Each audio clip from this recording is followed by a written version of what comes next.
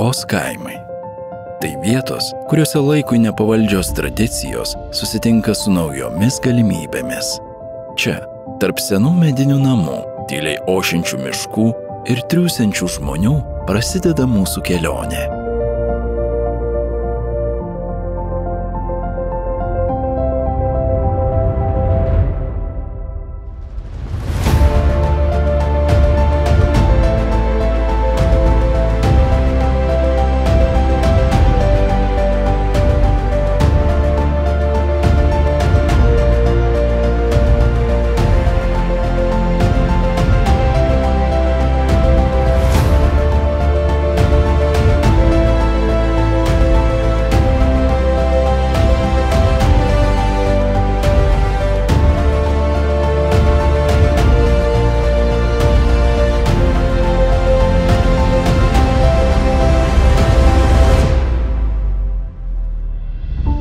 Tačiau šio idiliško peizažo slypi kita realybė. Tuštėjantis kaimai, iššūkiai ir kasdienė kova dėl išlikimo. 1991-aisiais Lietuva atgavo nepriklausomybę. Šalis atsitiesė po ilgų suvaržymų ir žengė naujų kelių – laisvės, pažangos ir atsinaujinimo keliu. Vos po 13 metų, 2004 gegužės 1-ąją, tapome visą teisę ES nare. Tai atvėrė naujas galimybės plėtrai. Būtent tada ir prasidėjo Lietuvos kaimo plėtros programos įgyvendinimas. Kaimo plėtros programa, arba KPP, Lietuvoje nuo 2004 metų tapo pagrindinę priemonę stiprinančią kaimo gyvybingumą. Ji apima daugiau nei 20 priemonių, tarp jų ūkio ir verslo plėtra, bendradarbiavimas, techninė pagalba.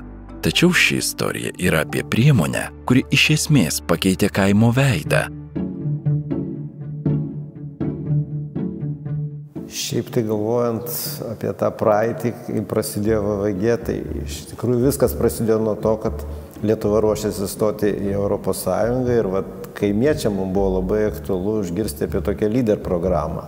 Tai tada toks užkabinimas buvo, kaip kaimo žmonės gali kažką įtakoti, gali daryti kokius tai sprendimus ir pagerinti savo tą aplinką. Lyder – tai ne tik finansavimo mechanizmas, tai metodas jungiantis žmones, idėjas ir galimybės. Tai principas grįstas bendruomenių įsitraukimu, jų kuriamomis vietos plėtros strategijomis ir savarankiškais sprendimais. Lyder – tai prancūziško termino Liaison Ultra Action de Développement de l'Économie Rurale trumpinys, reiškiantis ryšį tarp veiksmų, skatinančių kaimo ekonomikos plėtrą. Jo stiprybė iš apačios į viršų principas, suteikiantis galę sprendimus priimti patiems vietos gyventojams. Lyder priemonės pagrindas – vietos veiklos grupės VVG, tai nevyriausybinės organizacijos veikiančios tam tikroje teritorijoje, pavyzdžiui savivaldybėje ar apskrityje ir apjungiančios socialinius partnerius. VVG – tai tiltai tarp ES remiamų iniciatyvų ir realių kaimo gyventojų poreikių. Jos vietos architektai, suburiantis bendruomenės, savivaldybės, NVO ir verslą bendram kūrybiniam procesui. VVG veikla neapsiriboja vien finansinė parama, tai ilgalaikė strategija tvariam, inovatyviam vystymuisi. Nors pirmosios bendruomeninės organizacijos Lietuvoje įsikūrė anksčiau, dar prieš 2000-uosius, bet tas aktyvesnis kūrimasis bendruomeninių organizacijų prasidėjo apie 2001-2002 metus, 2003. Galbūt, sakyčiau taip, vietos valdžios neveiksnumas ar per lėtas veikimas paskatino vietos gyventojus telktis į organizacijas ir spręsti savo vietos problemas. Per tas organizacijas projektinį įvairų finansavimą prieš prasidedant Lyder programai, turėjom ir SAPART programą, ir bendruomeninės organizacijos sprendė savo tokias žemiškas problemas kaip vandentiekis ar nuotekos, tvarkydavosi keliai, taip, tiesiog įgyvendindami būtent SAPART programos projektus. Ir tai ir sakyčiau, kad tos pirmosios iniciatyvinės grupės ir buvo tos bendruomeninės organizacijos, kurios po to rajono mastu pradėjo telktis jau į vienetus tokius stipresnius, ieškoti partnerių, ieškoti ryšių viena su kita ir jau tada rajono mastu bandyti spręsti savo kažkokias kylančius iššūkius, problemas. Lyderis užaugino mane pačią. Aš su lyderiu atradau labai daug naujų dalykų savo, labai daug išmokau iš skirtingų žmonių, nes mes su vietos veiklos grupėmis, kadangi pradėjom nuo tų pirmųjų strategijų, mes užaugom ir senstam kartu, tai reiškia patiriam viską kartu, sergam, sveikstam, guodžiamės, pykstamės, baramės, asmeninių patirčių yra visokių. Su VVG matyt susitarė kažkaip nesąmoningai, kad viskas, kas vyksta tarp mūsų, tai kaip šeimoje. Žodžiu, mes čia susipykom, čia susitaikėm, apsikabinom, paburnojom ir vėl viskas gerai. Tai tokia mūsų ta lyderio šeima. Pradžioje lyder priemonės įgyvendinimo iš tikrųjų aktyviai kūrėsi, aktyviai pradėjo veikti ir teikti mums paraiškas tiek renginiams, tiek kurti bendruomeninius namus. Na ir kaip galiu sakyti, kad visi kartu užaugom ir bendruomenės užaugo iki jau sudėtingesnių projektų. Dabar yra kuriami socialiniai verslai, bendruomeniniai verslai. Tiesiog, tas principas iš apačios į viršų tiesiog tikrai tapo pagrindiniu problemų kaimo vietovėje išsisprendimų, kad jeigu mes turim problemą, bendruomenė ją identifikuoja ir per lyder priemonę visą tai pateikia ir įgyvendina sėkmingus projektus. Man dar kas labai iš to laikotarpio įdomu ir smagu prisiminti, tai buvo tas vietos veiklos grupių tinklas, kada susirinko žmonės iš visos Lietuvos, kuris įkūrė VVG, be jokių pinigų, neformaliai, tiesiog kiekvieną mėnesį rasdavom laiko, suvažiuodavom, rasdavom patalpas, susitikimus, į kuriuos atvykdavo ir tuo metu Žemės ūkio ministrė Prunskienė ir Laimutis Telksnys amžinatilsį pristatinėjo Rein projektą. Tai buvo tikrai toks didžiulis entuziazmas iš žmonių, kurie dalyvavo toje veikloje. Vietos veiklos grupių tinklas tai yra visas Lietuvoje veikiančias kaimiškasis vietos veiklos grupės vienijanti asociacija. Tinklas jau įsikūręs prieš 17 metų. Tiesiog mes esam vienijanti visus narius, kuriems yra svarbus lyder metodo įgyvendinimas ir kaip tinklas tiesiog rūpinamės narių atstovavimu su kitom institucijom atsakingom už šitą priemonę. Vietos veiklos grupės gimė iš bendruomenių poreikio veikti ir spręsti regioninės problemas. Tai ne valdžios nuleistos struktūros, o žmonių iniciatyvos vaisius.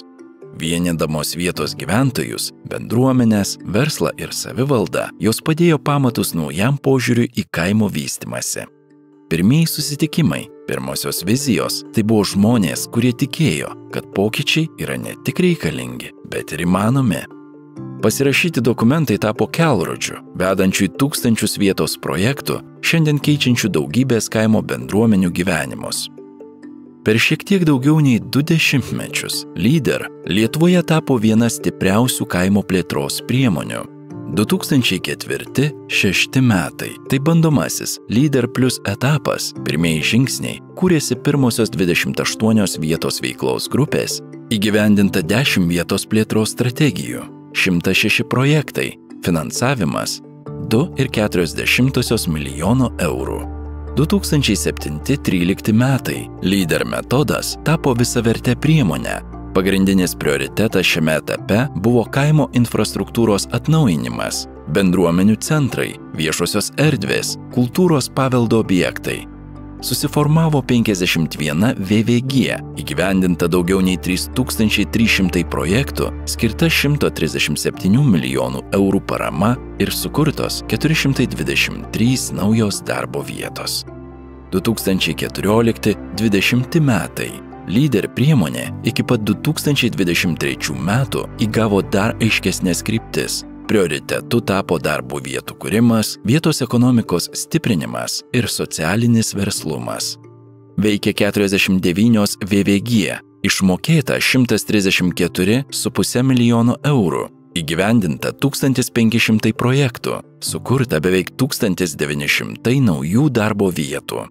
2023-2027 metai – tai naujasis lyder priemonės etapas, bendruomenių inicijuota vietos plėtra tampa dar platesnė. Lyder – tai tūkstančiai įgyvendintų projektų, už kurių stovi žmonės, jų svajonės ir ryžtas. Milda, sėsk ten ir juokink mane, kad nebūtų čia rūstus veidai. Nėra čia ko rūstauti.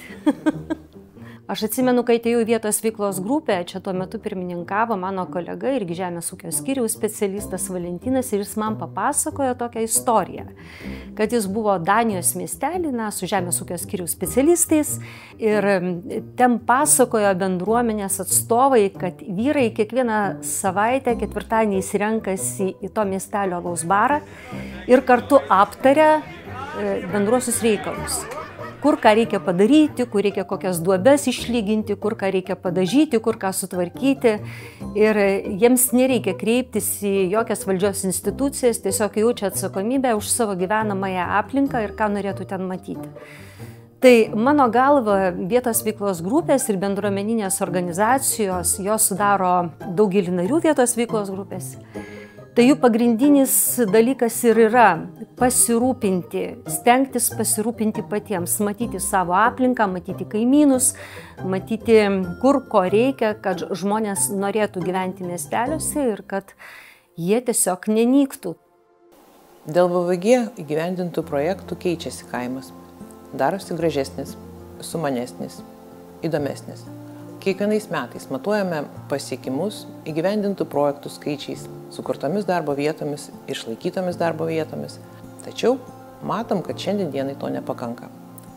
Turime išmokti matuoti lyder metodo poveikį kaimo plėtrai. Iš tikrųjų prabėgo pakankamai ilgas laiko tarpas, 20 metų. Ir per tiek laiko turbūt visi žmonės ryškiai pasikeičia. Kelionė su lyderiu per tuos 20 metų, jinai iš tikrųjų davė labai daug asmeninės naudos savo augime, savo pasaulėžiūros kitime, savo vertybių kitime galbūt. Lyderis, kaip mes ir mėgstam sakyti, tai jisai moko žmogų ne kažką tai ne žuvį gauti, bet gauti meškerę ir su ta meškerė tą žuvį pasigauti. Ir visą tai mus augino labai kaip žmonės, kaip lyderius, kaip nevyriausybinio sektoriaus tokius ekspertus, suvokiančius programos visą prasme. Labai vertinu šią veiklą dar ir dėl to, kad kiekvieną kartą mes gaudavom labai stiprų palaikymą ir parėmimą mokymais. Tie mokymai, kurie vykdavo ar lyder tinklo, ar patys mes gaudavom tos mokymus seminarus, arba važiuodavom vieni pas kitus, semdavomės tos patirties, patys save parodydavom jau iš tos geriausios ir visokiausios pusės. Ir tai buvo labai labai svarbu ir smagu, nes tu žinojai, kad tu gausi draugišką patarimą, nebūsi nuskalpuotas.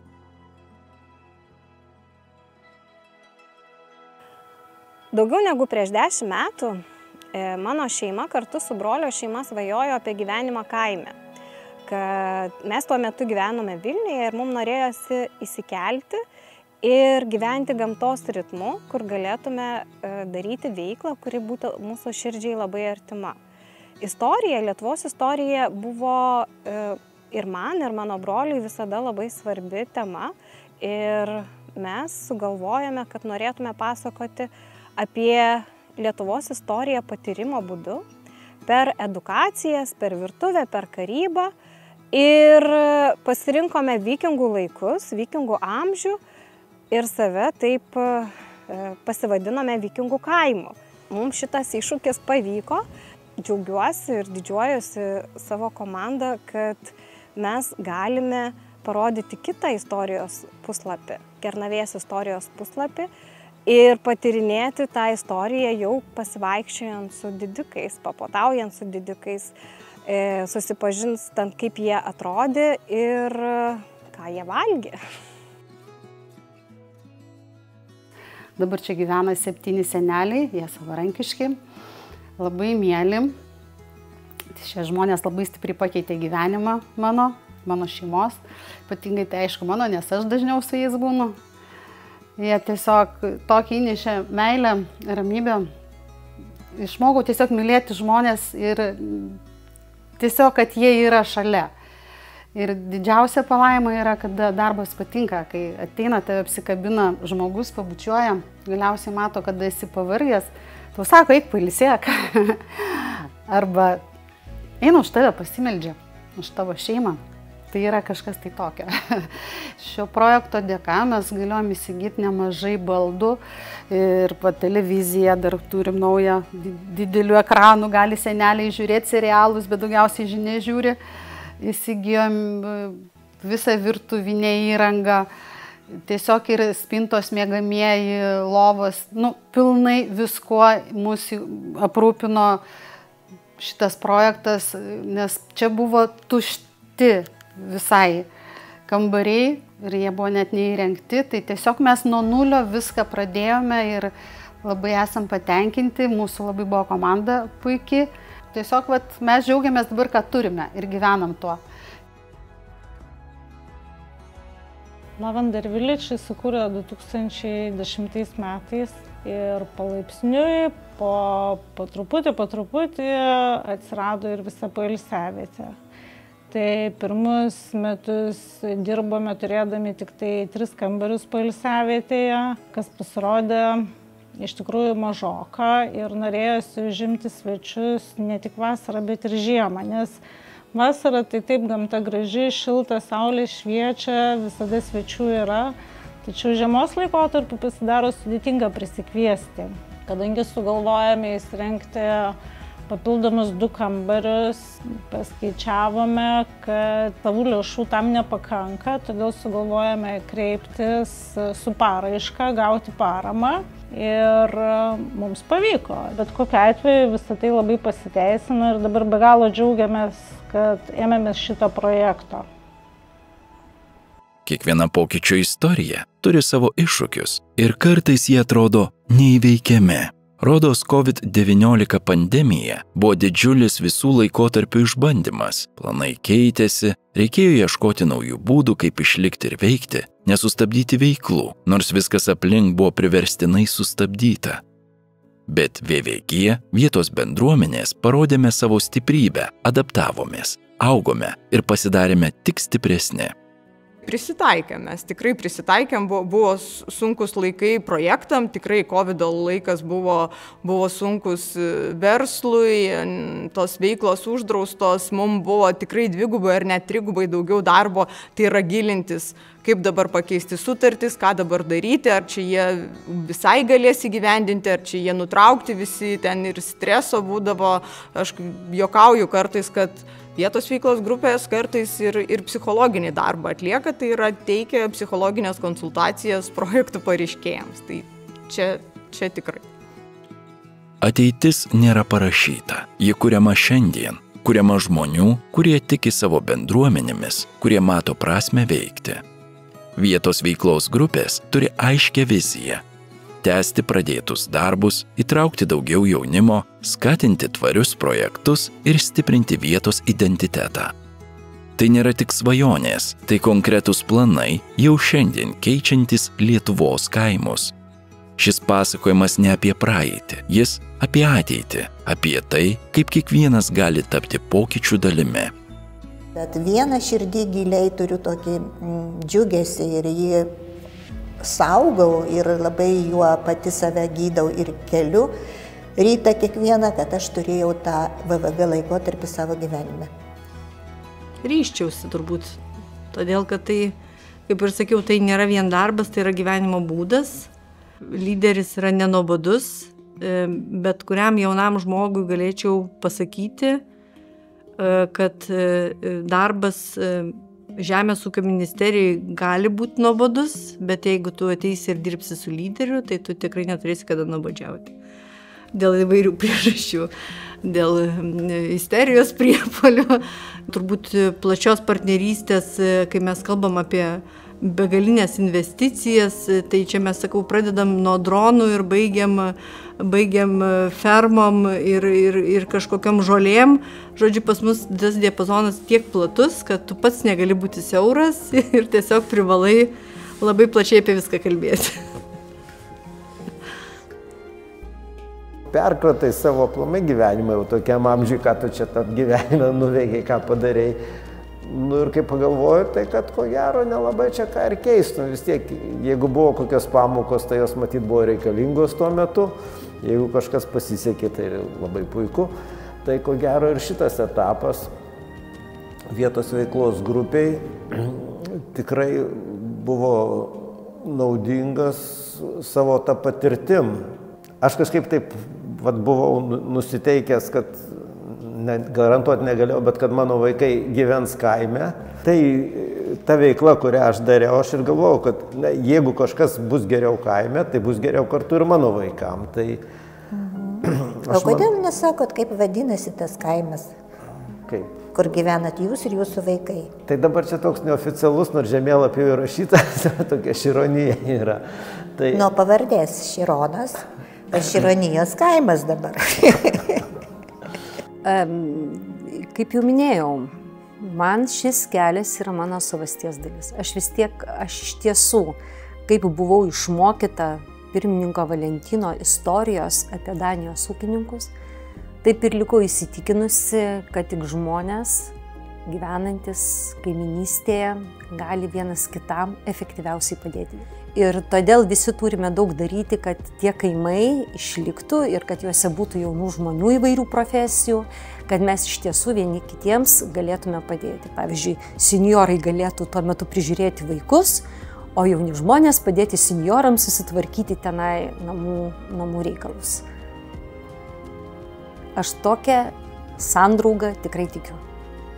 Ir todėl tikrai pradėčiau viską iš naujo. Tūkstančiai įgyvendintų projektų, šimtai bendruomenių, milijonas gyvenimų, kurie tapo daug geresni. VVG veikla įrodo, didžiausia jėga slypi žmonėse, jų ryžte, jų tikėjime, jų bendrystėje. Kiekvienas prisidėjęs, kiekvienas pasidalinęs idėją ar darbu yra šios sėkmės dalis. Bet ši istorija nesibaigia čia. Ji tęsiasi kiekvieną dieną, su naujais žmonėmis, naujomis idėjomis ir naujomis galimybėmis. Tegul šios istorijos įkvepia veikti ir kurti, nes kartu mes galime daugiau. Ačiū, kad keliaujate kartu. Šis pasakojimas baigėsi čia, bet bendruomenių kelias tik prasideda. Kartu mes galime daugiau. Prisijunkite prie VVG ir būkite pokyčių dalimi.